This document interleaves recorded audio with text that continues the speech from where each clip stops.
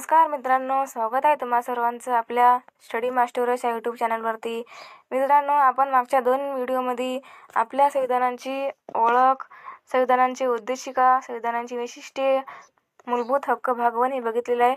तर आजच्या व्हिडिओमध्ये आपल्याला मूलभूत हक्क भाग 2 आणि मार्गदर्शक तत्त्वे आणि मूलभूत कर्तव्ये याबद्दल आपल्याला चर्चा करायची आहेत. आणि मित्रांनो, तुम्हाला व्हिडिओमध्ये विचारलेल्या क्वेश्चनची आन्सर तुम्हाला सांगायची आहेत आणि लिहायची आहेत. चला तर जराही वेळ न घालवता आजच्या व्हिडिओला सुरुवात करूया. मूलभूत हक्क भाग 2. मित्रांनो, मागील पाठात आपण भारतीय संविधानाने दिलेल्या काही मूलभूत हक्कांचा अभ्यास केला. स्वातंत्र्य, समता, याचबरोबर शोषणाविरुद्धचा हक्क आपण अभ्यासला. या पाठात आपण धार्मिक स्वातंत्र्याचा हक्क आणि सांस्कृतिक आणि शैक्षणिक हक्क समजून घेणार आहोत. तसेच मूलभूत हक्कांना असलेल्या न्यायालयीन संरक्षणाचीही आपल्याला माहिती करून घ्यायची आहे. चला तर सुरू करूया. पहिले, धार्मिक स्वातंत्र्याचा हक्क. भारत हे एक जगातील महत्त्वाचे धर्मनिरपेक्ष राष्ट्र आहे, हे आपल्याला माहीत आहे.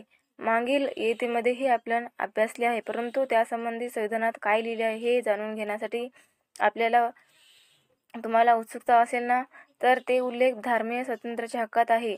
त्यानुसार भारतातील प्रत्येक नागरिकाला कोणत्या धर्माची उपासना करण्याचे आणि धार्मिक कारणासाठी स्थान स्थापन करण्याचे एक हक्क आहे.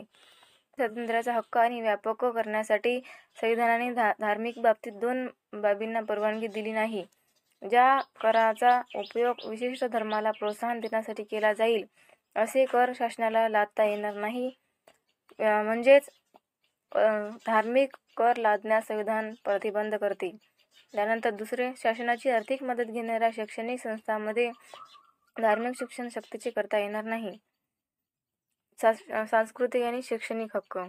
सण, उत्सव, आहार आणि जीवनपद्धती याबाबत आपण देशात खूप विविधता आहे हे आपण पाहतो. परंतु लग्न समारंभ पाहिले असतील तर तुम्हाला त्यातील वेगळेपण जाणवले असेल. या सर्व बाबी त्या लोकसमूहांच्या संस्कृतीचा भाग असतात. आपल्याला संविधानाने विविध समूहांना आपापला सांस्कृतिकपणा जतन करण्यासाठी हक्क दिला आहे. त्यानुसार आपली भाषा, लिपी, साहित्य यांचे जतन करता येतेच, पण त्याचबरोबर त्यांच्या संवर्धनासाठी प्रयत्नही करता येतात. भाषेच्या विकासासाठी संस्था स्थापन करता येतात. मित्रांनो, काही शोधा आणि चर्चा करा.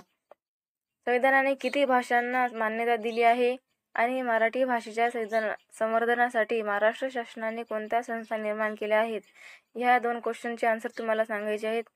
त्यानंतर, महाराष्ट्रात सरकारने व न्यायालयांचे सर्व कामकाज मराठीतून केले जावे असे तुम्हाला वाटते का? त्यासाठी काय करावे लागेल हे तुम्हाला सुचवायचे आहे. त्यानंतर, संविधानात्मक उपाययोजनांचा हक्क. संविधानाचा हक्कांचा भंग झाल्यास न्यायालयाकडे दाद मागण्याचा हक्क हा सुद्धा एक मूलभूत हक्क आहे. त्याला संविधानात्मक उपाययोजना हक्क असे म्हणतात. याचा अर्थ असा की हक्कभंगाविरुद्ध न्यायालयाकडे दाद मागण्याविषयीची तरतूद संविधानानेच केली आहे. त्यानुसार न्यायालयासाठी हक्काचे संरक्षण करणे बंधनकारक ठरते. संविधानाने दिलेल्या हक्कावर काही वेळेस अतिक्रमण होऊ शकते आणि आपल्या हक्कांचा वापर करता येत नाही. यालाच आपण आपल्या हक्कांचा भंग झाला असे म्हणतो. हक्कभंगासंबंधीची आपली तक्रार न्यायालयात विचारात घेते. त्यासाठी शहानिशा करते. खरोखरीच हक्कभंग झाला आहे का किंवा संबंधित व्यक्तीवर अन्याय झाला आहे का असे न्यायालयाला वाटल्यास न्यायालय योग्य तो निर्णय देते. त्यानंतर, हक्कभंगांचे काही प्रकार आहेत. कारण नसताना एखाद्या व्यक्तीला अटक करणे, योग्य कारणाशिवाय एखाद्या व्यक्तीला शहर किंवा गाव सोडण्यास प्रतिबंध करणे, त्यानंतर तुरुंगातील कैद्यांना अन्न, पाणी आणि औषधोपचार नाकारणे, हे काही हक्कभंगांचे प्रकार आहेत. त्यानंतर अजून कोणते हक्कभंगांचे प्रकार आहेत ते तुम्हाला शोधायचे आहे मित्रांनो. त्यानंतर, हक्कभंग दूर करण्यासाठी न्यायालयाने आदेश. तर कोणते आदेश न्यायालय देते हे पाहायचे आहेत. नागरिकांचे हक्क संरक्षणाचे करण्यासाठी न्यायालयाला विविध आदेश देण्याचे अधिकार आहेत. ते म्हणजे खालीलप्रमाणे पाहायचे आहेत. पहिला आहे देहोपस्थिती बंद, इंग्लिशमध्ये हॅबेस कॉर्पस. बेकायदेशीर अटक व स्थानबद्धता यापासून संरक्षण करण्यासाठी न्यायालय हे आदेश देऊ शकते. त्यानंतर परमादेश, मॅन्डामस, लोकहितांसाठी शासनाला एखादी कृती करण्यासाठी दिला जाणारा न्यायालयांचा हक्क किंवा आदेश. त्यानंतर मनाई हुकूम, प्रतिषेध म्हणजे प्रोहिबिशन. कनिष्ठ न्यायालयाने आपल्या अधिकार क्षेत्रांच्या पलीकडे न जाण्याविषयीचा आदेश. त्यानंतर अधिकार पुच्छता.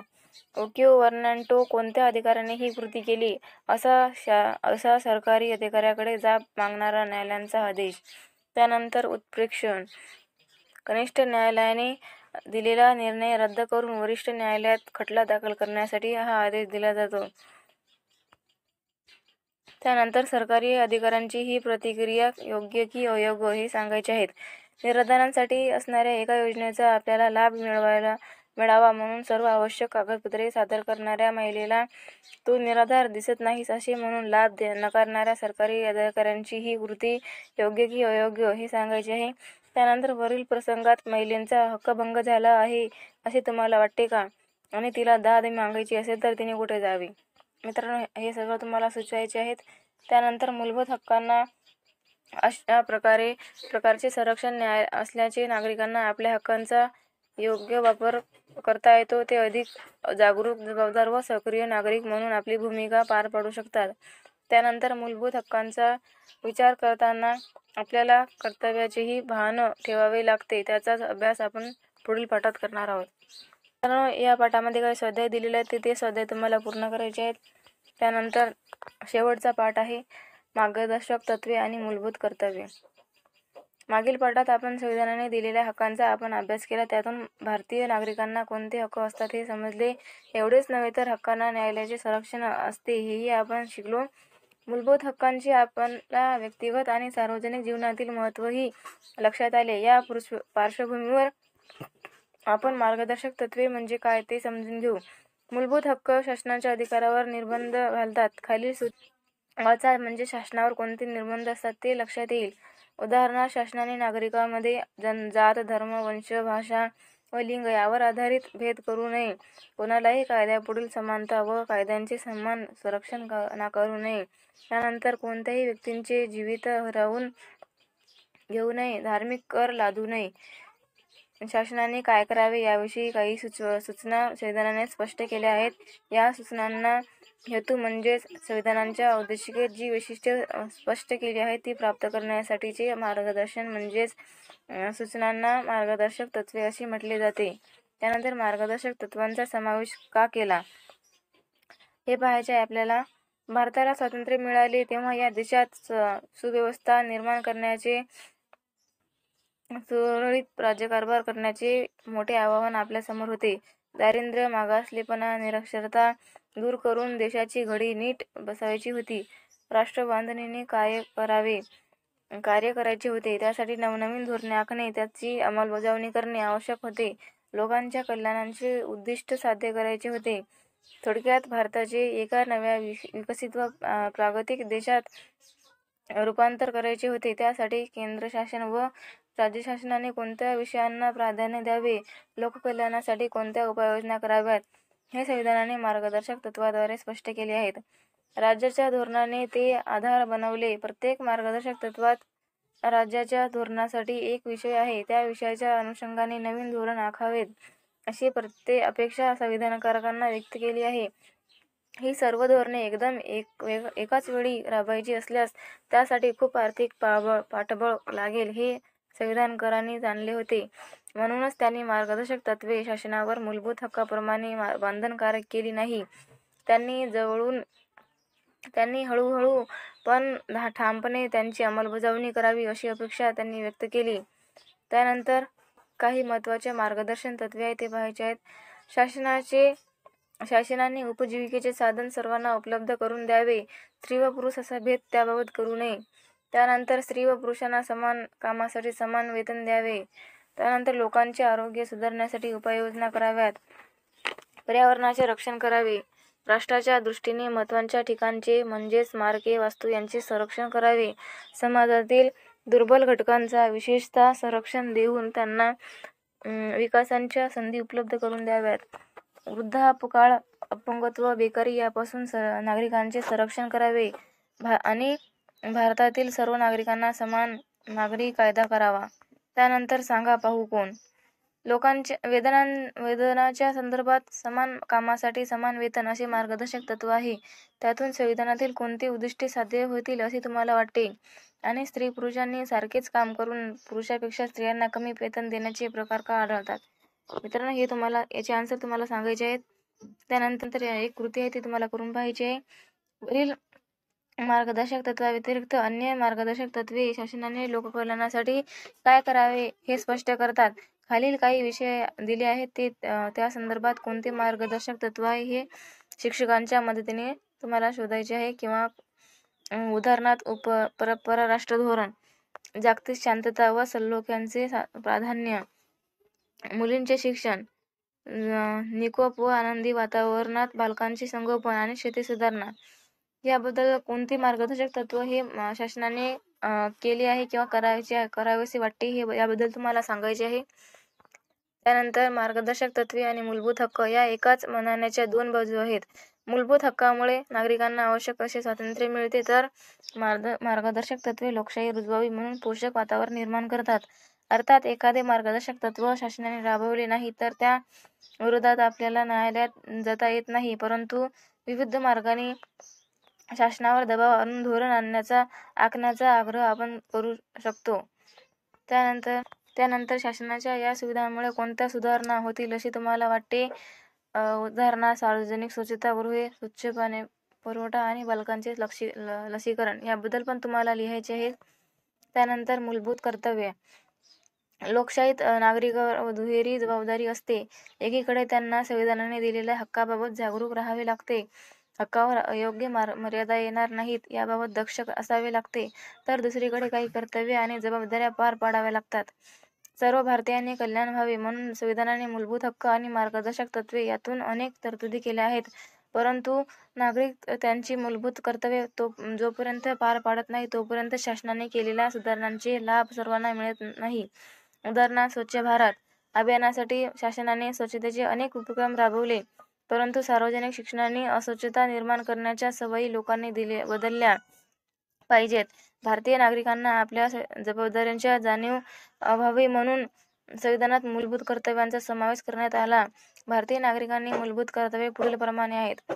जसे की प्रत्येक नागरिकाने संविधानाने पालन करावे, संविधानातील आदर्शाचा राष्ट्रध्वज व राष्ट्रगीतांचा आदर करावा, स्वातंत्र्याच्या चळवळीला प्रेरणा देणाऱ्या आदर्शांचे पालन करावे, तर देशाचे सार्वभौमत्व, एकता व अखंडत्व सुरक्षित ठेवण्यासाठी प्रयत्नशील असावे, आपल्या देशाचे रक्षण व्हावे, देशसेवा करावी, सर्व प्रकारचे भेद विसरून एकोपा वाढवावा व बंधुत्व भावना जोपासावी, स्त्रियांच्या प्रतिष्ठेला कमीपणा आणतील अशा प्रथांचा त्याग करावा, आपल्या संमिश्र संस्कृतीच्या वारशांचे जतन करावे, नैसर्गिक वातावरणाचे जतन करावे, सजीव प्राण्याबद्दल दयाबुद्धी बाळगावी, वैज्ञानिक दृष्टी, मानवतावाद आणि जिज्ञासू वृत्ती अशी बाळगावी.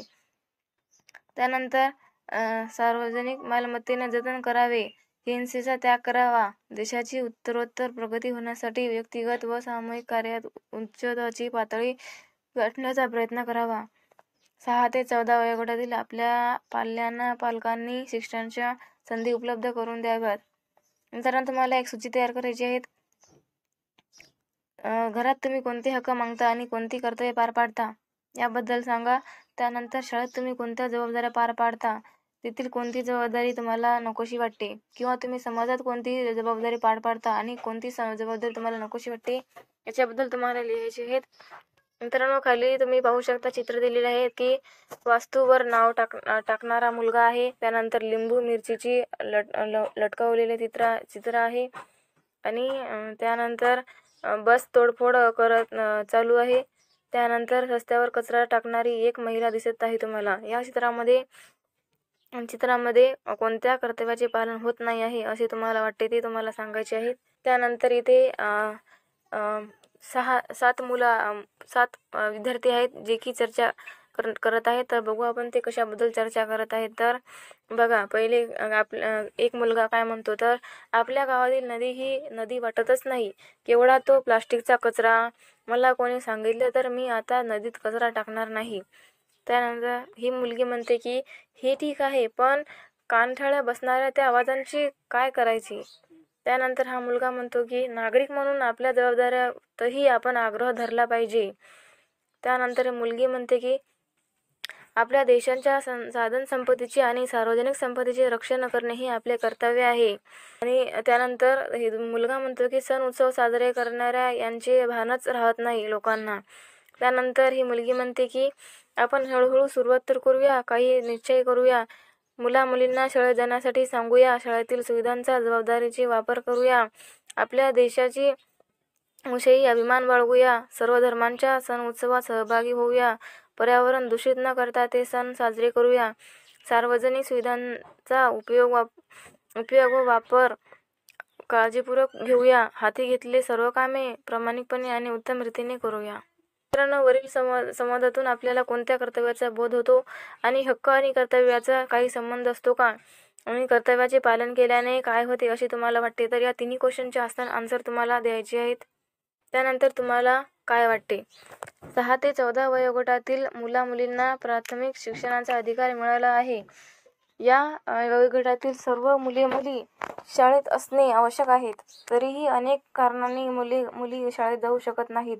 आई वडिलांना आर्थिक मदत करण्यासाठी त्यांना कामे करावी लागते. अशा मुलांना शाळेत जाण्यासाठी आग्रह धरणे हे त्यांच्यावर अन्याय करणारे आहे असे तुम्हाला वाटते का. आणि त्यानंतर भारतीय संविधानाच्या उद्दिष्टांची आणि वैशिष्ट्यांची ओळख आपल्याला या पाठातून सुरुवातीच्या प्रकरणामध्ये आपण झाली, आणि भारतीय नागरिकांचे हक्क, त्या हक्कांना असणारे संरक्षण यांचाही विचार आपण केला. आपली मूलभूत कर्तव्ये कोणती आहेत हे आपल्याला समजले. त्या इथेमध्ये म्हणजे 8वीच्या इथेत आपण बघणार आहोत की आपल्या देशातील राज्यकारभार कसा चालवला जातो याचा अभ्यास आपल्याला करायचा आहे. त्यानंतर या पाठामध्ये काही स्वाध्याय दिलेले आहेत, तर ते स्वाध्याय तुम्हाला पूर्ण करायचे आहेत. मित्रांनो, इथे 7वीचे इयत्ताचे पाठ्यक्रम पुस्तक आपण कंप्लीट केलेले आहे. तर पुढच्या व्हिडिओमध्ये आपण इयत्ता 8वीचे नागरिकशास्त्राचे पाठ बघणार आहोत. तर तुम्हाला व्हिडिओ आवडला असेल तर लाईक करा, शेअर करा आणि सबस्क्राईब करायला विसरू नका. धन्यवाद.